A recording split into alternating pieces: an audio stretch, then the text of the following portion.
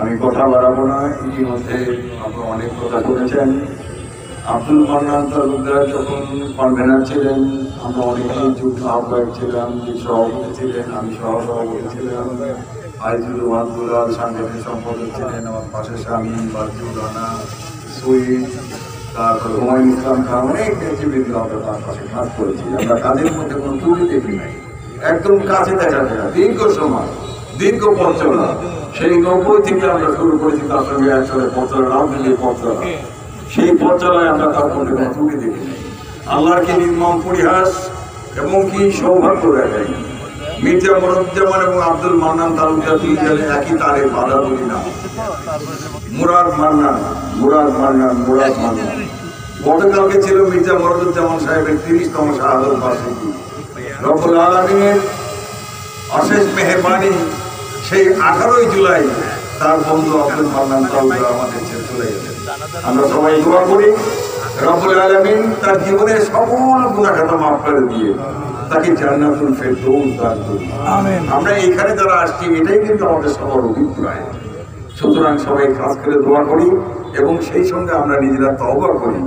আগামী দিনের যে পথ চলা, সেই পথ চলাবে আমরা যেন সুন্দরভাবে চলতে পারি।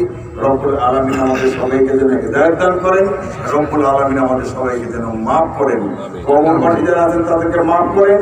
জুলাই যোদ্ধা যারা আছেন তাদের মাফ করেন। শহীদি মর্যাদা দিয়ে মুক্তিযোদ্ধাদের সবাইকে যেন জান্নাতুল ফেরদৌস দান করেন। আমিন। ইতিমধ্যে আমি বলেছি যে 4টি জানাজার নামাজ অনুষ্ঠিত হয়েছে। ওই জানাজার নামাজে যারা অংশগ্রহণ করেছেন, দয়া করে তারা এই জানাজার নামাজে অংশগ্রহণ করবেন না।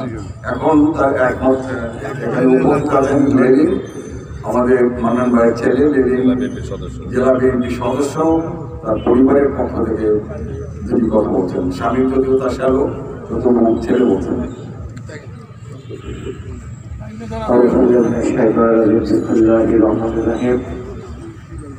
আমি প্রথমেই জানাচ্ছি নেতৃবৃন্দকে, তারা এত কষ্ট করে এত সুন্দর একটি জানাজার আয়োজন করেছেন।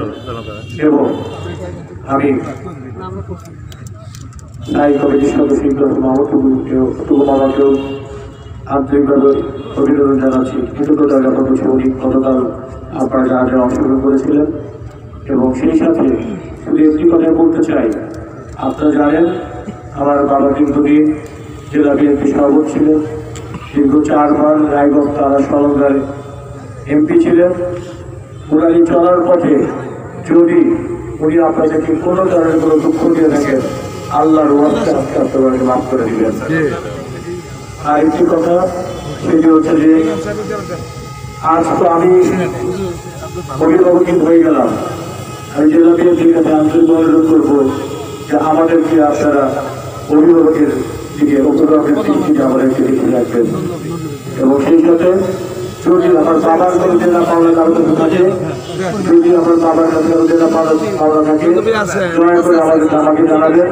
আমি ইনশাআল্লাহ চেষ্টা করবো সেই জায়গাগুলো পরিষ্কার করার জন্য। সবাইকে আসসালামু আলাইকুম।